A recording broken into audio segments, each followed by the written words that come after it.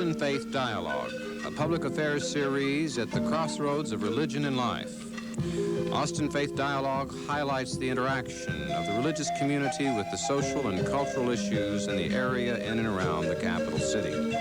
Austin Faith Dialogue is brought to you by Austin Metropolitan Ministries in cooperation with KTBC TV. Join us now for this week's edition of Austin Faith Dialogue.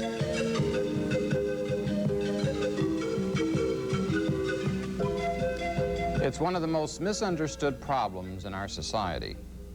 It's mental illness, and it's our subject for today's edition of Austin Faith Dialogue. Hello, I'm Richard Thompson, pastor of Central Presbyterian Church and host of today's program.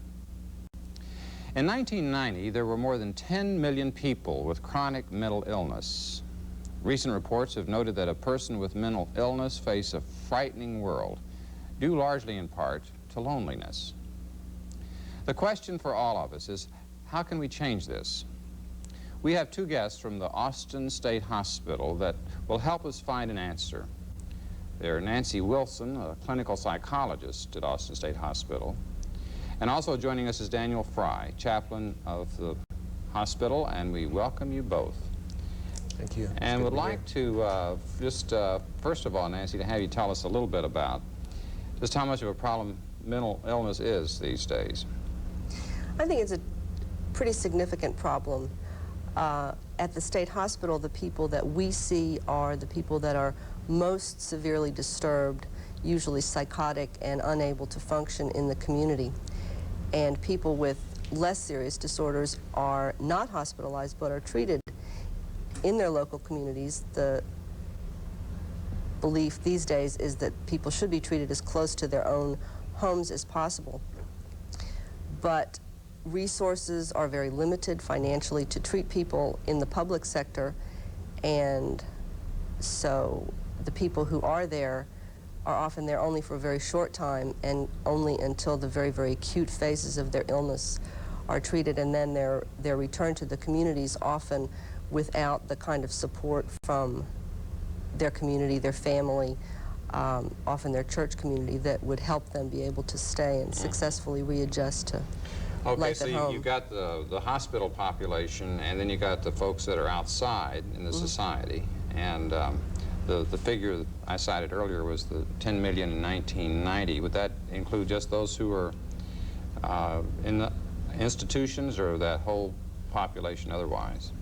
I'm not sure about that. The statistics that I'm most familiar with are the statistics that talk about 1 in 100 people may be schizophrenic, and 1 in 10 people may have a pretty serious emotional disturbance. But again, even people with a pretty severe psychosis may be able to be successfully treated outside of an institutional setting. I see. Okay, well, I think that however you analyze it, number-wise, it reaches a lot of folks and impacts the families of those people as well. Very much. And Daniel, do you find yourself working with families as much as patients in your work? Well, we would like to. I think the problem is that many times the illness has manifested itself in such a way that it has separated the families from the patient or from the person who has mental illness. The behavior may have gone on for a significant period of time. A lot of families have come to the point, at least within our institution, families of patients within our institution have just gotten tired of trying to deal with things over and over and over again. So you talked about loneliness. I think there certainly is a lot of loneliness, a lot of alienation, a lot of rejection because of the illness. So the problems that may have been there in family setting before are exacerbated by being institutionalized and more separation, which I think is one of the things that we can all empathize with, that anytime any of us feel out of touch with those who have been most important to us, it would make the whatever illness we have worse. Right. And I think that brings up some of the stigma. Families don't like to say somebody in my brother, my sister, my mother is mentally ill. Yeah. There's a certain stigma around that, and If you had a heart condition, that would be, I mean, I would know how to deal with that. Right. But if you were hearing voices and acting in really inappropriate ways, I don't know what to do with that. I don't understand it. A lot of people, mental illness, even from a professional standpoint, isn't really that well understood.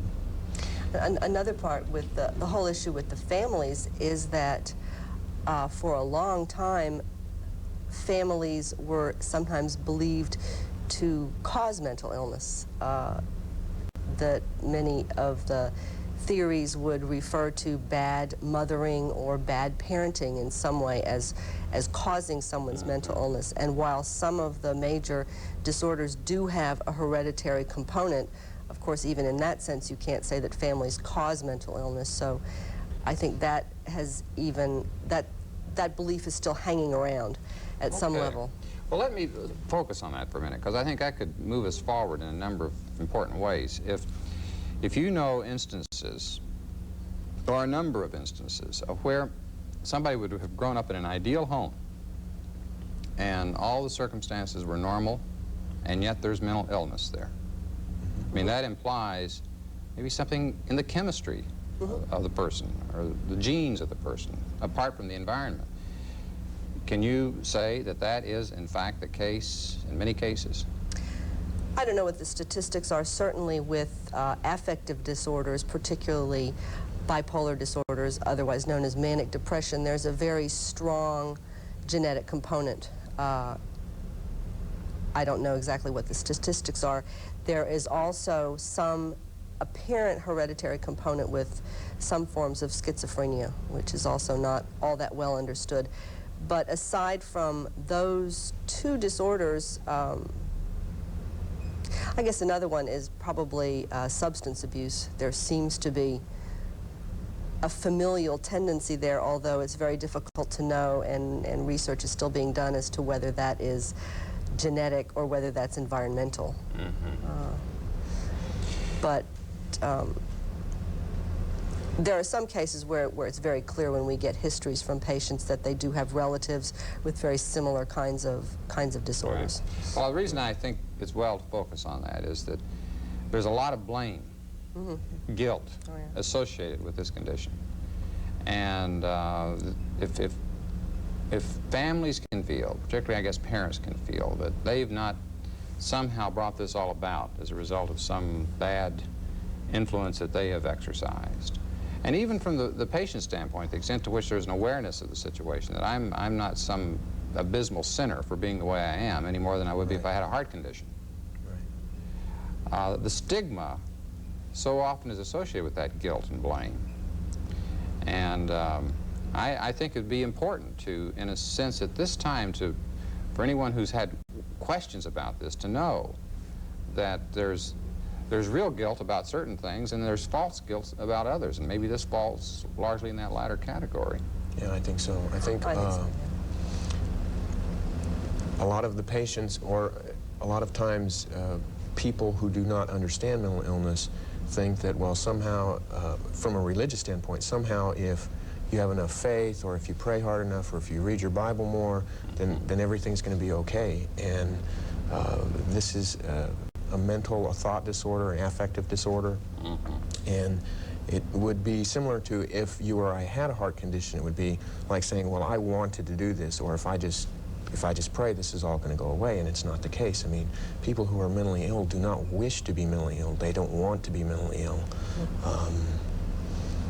And have been told that if they would do such and such a thing, that everything would be okay, and that's just not the case. So there's a sense in which a sign of faith, exercise of faith on the part of the person who's undergoing this condition, is to take your medicine.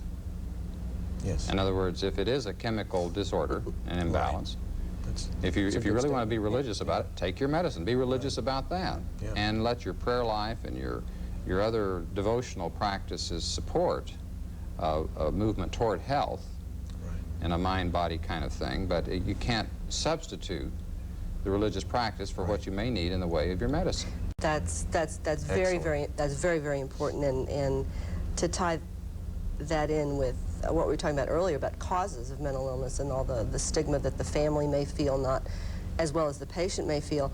I think another idea that, and definitely I believe an erroneous idea that is still pretty pervasive, I think, in this society, is that not only physical illness but certainly mental illness is at some level some sort of judgment, that people are so disturbed and so out of communication with their family and themselves and their other loved ones because of some sort of evil or sin on their part that is, then this is the judgment for that. So they're being punished. So they're being punished. But the point about a sign of faith is to take your medication and go along with whatever program has been designed to help you overcome your illness.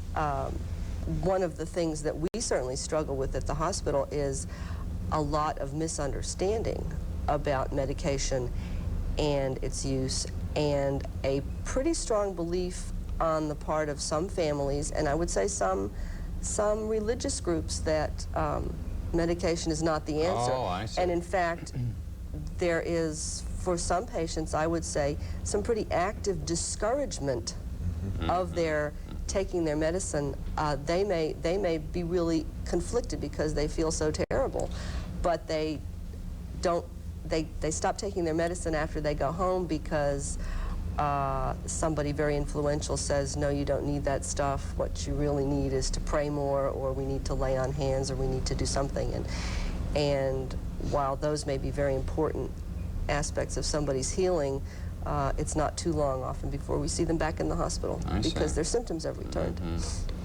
Well, it's interesting because you got a balance there between the free practice of religion and yet society having to pay the consequences of people that aren't getting the help that they need. And I tell you, it reminds me of another ethical, moral, social, even political dilemma that we're faced in, and that is the early release of patients from hospitals. I think it's because I'm a downtown pastor, I'm more conscious of the fact that there are lots of the homeless out there, and we see these people in the downtown area and in other parts of the metropolitan area. Many of whom are suffering from who have mental illness. They're people who have not recovered from their treatment, and are, I think, isn't the theory is they're supposed to be released from the hospital if they don't want to stay. They've got their civil rights.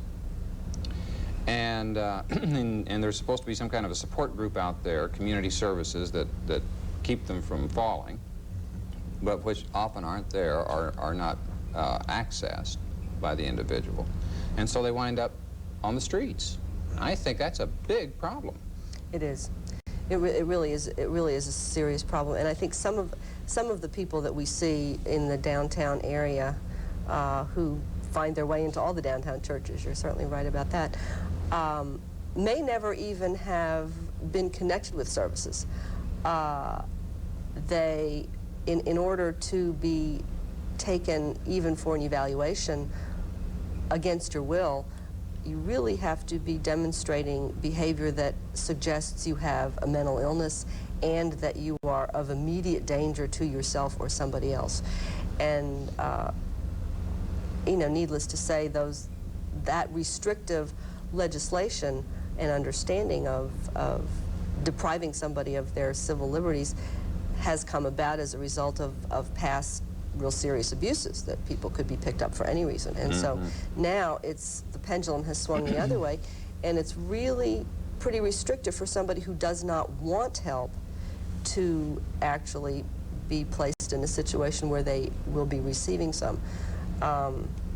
Plus, another part of the situation is that the public mental health system, at least as far as hospitalization is concerned, is really, at this point, designed only, as I mentioned earlier, for the most severely disturbed people, and then only until they have stabilized to the point where they could conceivably function with a less restrictive situation, i.e. in the community with maybe a supervised living situation, and they're few and far between, and with follow-up. And then, so folks will be discharged and they'll have referrals made, but then they won't keep them.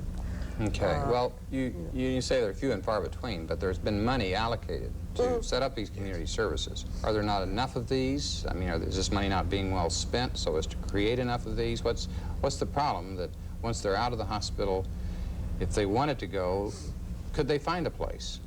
Could they be referred? Are there social workers to help them get there and this sort of thing?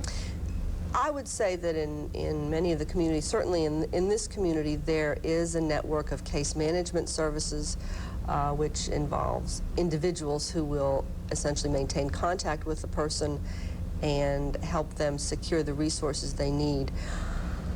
I would guess that there are limited numbers of supervised care settings, which would be things like adult foster care or group home or board and care facilities. And then a person would have to agree to be in those facilities. Okay. And that's another part of the story, which is very similar to, I think, what the Salvation Army faces, which is any facility that is going to provide a certain kind of service is going to have a certain number of rules and expectations. And very often people are not in those settings. I know, people that I deal with who refuse referral to what would be a really healthy environment because they don't want to have the expectations that that environment might have. They don't want to follow the rules. They don't That's want part of their problem in some cases, is that they can't recognize or go along with rules. Some of that is the case, and some of it is that's really not so much part of their mental illness, that they didn't follow rules before they became mentally ill. I see, yeah. And they don't want to follow them now. I think it also plays into the stigma. I mean, would you want a group home for the mentally ill in your neighborhood?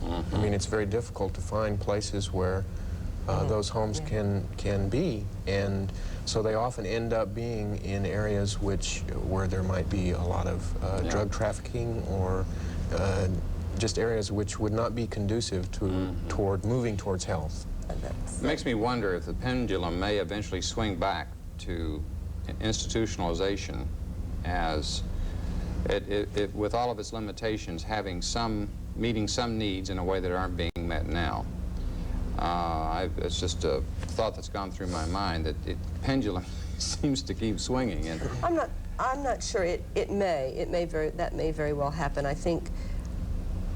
But I think until people really are aware of the magnitude of the problem and the suffering of the individuals who are mentally ill and who don't have adequate services and who have a very, very dismal life, I think until that's really in front of everybody, the pendulum is probably not going to swing that way. Well, one thing, too, I think that we started out with the question of, what's the extent of the problem? Is it more or less than it's been in the past? Do you think the stigma, in some ways it seems like the stigma in regard to mental illness is like that in terms of addictions, that people are not to be judged. The stigma is less than it used to be. Do you agree with that? To a small extent. To a small extent, I think the stigma is a little less, but I think it's still very, very great. And I think part of the reason for that is that so many of the people with the more severe forms of mental illness are so odd. Their behavior, they're not only disturbed, but their behavior is very disturbing. They often, and I'm talking now about not so much people who are severely depressed, but people who are schizophrenic or psychotic. And acting out. And they act in strange ways. They have false beliefs, delusions, and they act on them. They often do not care for themselves adequately, so they're unclean, they don't smell good.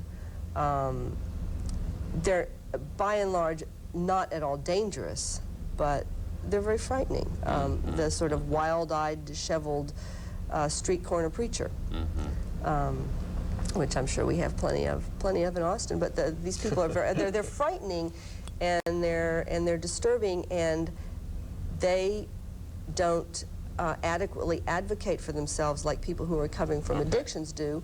And people often don't advocate for them either, because, as Dan pointed out, so many times the people who are most seriously disturbed are so alienated from their families and anyone that they've given up on them long ago. Friends, community, churches. Yeah. So you agree that the stigma is not that much improved? No, I don't think so. I think any improvement would be from advocacy groups, families becoming more involved with the mentally ill. But I don't think by and large the stigma has improved. I think people who suffer from bipolar disorder, there are certainly some very, very eloquent folks who, when that illness is in remission and in control, are very, very functional and have done a very good job of advocating and explaining what that's all about to people. But that's real different from some of the schizophrenic disorders, which about a third of people who have that are said to just have one episode and recover fully and never have another. Another third have repeated episodes but seem to recover in between times, and another third just keep getting worse and worse. And I think those are the people that are what stick out in the public's mind when they think of chronically mentally ill. And just a real quick point on the service aspect. If somebody's a transient and they don't have a regular address, they're not able to get services within the community services Perhaps only the programs. most crucial Right, so- emergency services. The mental health, mental retardation center mobile unit will come and retrieve them from the Salvation Army or wherever, but you know, they may then There not is be such able an to. emergency unit that would do that? Yeah, yeah, well there has been. But then once again, they have to be acting out I see. in a significant way. Do you know what percentage of the homeless have mental disorders as the factor there in their homelessness? I don't know. I saw a program on 48 Hours a while back, but I don't remember any. Seems to me it's a I've heard fairly something high. like about 25. I've heard 25% or somewhere around seems there. to me I've heard that too. Okay, well, it's a new wrinkle in a sense to the problem that we wouldn't have been talking about 15, 20 years ago, sort of thing. And I think let's talk about the religious resources that are available. Dan is a pastor, a chaplain. What is it that is distinctive about your ministry in relation or comparison with the other therapies that persons get in the hospital? Well, I think each of the chaplains at the hospital is a member of a treatment team on the various units, and so we participate with the team in seeking to provide the most healthy means for a person to grow and to move from the hospital into the community. I think our primary focus is to establish relationship. Most of these people are very much alone and have been very much rejected, as we've talked about. And so ministry means bridging that loneliness gap to a large extent. Sure. And many of the patients have expressed that they have been abandoned by God, that this is a punishment from God, that certainly by the way that they have acted, God could not love them. What about people who think that they're possessed by demons? We experience that quite a bit at the hospital, and it's a very difficult situation because there are some traditions who believe that and who generate that sort of stigma onto people. And so a lot of times when people go back out into the community and go back to their churches, they'll stop taking their meds or and I certainly want to encourage anybody in their own faith tradition if it's a strength for them, but sometimes it can be a limitation to their I've heard it once that religion can be dangerous to your health. Yeah. Hazardous to your health. Yes. We certainly see that in the state hospital. Yeah, and a lot of times from the point of view of part of my responsibility is coordinating a whole treatment team, and we very often want to engage the chaplain, who's part of our team, to work with somebody around some of their more unhealthy or unhealth-promoting religious beliefs. Very often somebody who believes their illness is a judgment, or who is, help them be angry at God if that's what they need to do, or to somehow understand something about some real toxic kind of religious experiences that they may have had earlier. It's certainly been my experience that is really a very, very important area, particularly with somebody dealing with a really severe depression. And they really can talk about those things. Yeah. I mean, we see patients quite often who come in and who are psychotic and say that the voices which they hear are God telling them to kill themselves or to harm someone else. Right. And we had the flip side of that is somebody who has a delusional system and a system of hallucinations which they really don't want to give up because it's very pleasant and it compensates for a really unsatisfactory lifestyle. One gentleman comes to mind who we couldn't work out a discharge plan for him because he maintained that God was speaking to him and what he needed to do was wait for God to give him the huge sum of money that God had promised, and then he would like to be discharged to the Radisson. And he would hear of nothing else. You know, we took him. You to, might need a personal chaplain. That's right. We took him to group home. Well, the Radisson's across from my church. That's right. But he, you know, it was the Radisson. That was that. Interestingly enough, I think maybe when he was brought to the hospital, he had been found perhaps on one of the little heating grates by the Radisson, so because he was homeless and on the street. Well, I think that one of the things we ought to take note of is that in Texas, at least, there's a emphasis in the religious community, mental health emphasis during the month of May, at the time that this show will be aired, that we can listen for the outlets of being involved in that way. I think some public advocacy would help in that way. I think there's a Texas Mental Alliance that is Alliance for the Mentally Ill. a consortium of agencies that work together. And I think that it's important to note that you have helped us in terms of how this team effort involves everyone in the community, and we're appreciative of that. And we wish you Godspeed in your ministries, both as a chaplain and as a clinical psychologist. Thank you. Thank you, Nancy and Dan, for being with us. Thank you, folks, for joining us today, and invite you again to be with us next week on our next edition of Austin Faith Dialogue. I'm Richard Thompson, and peace be with you.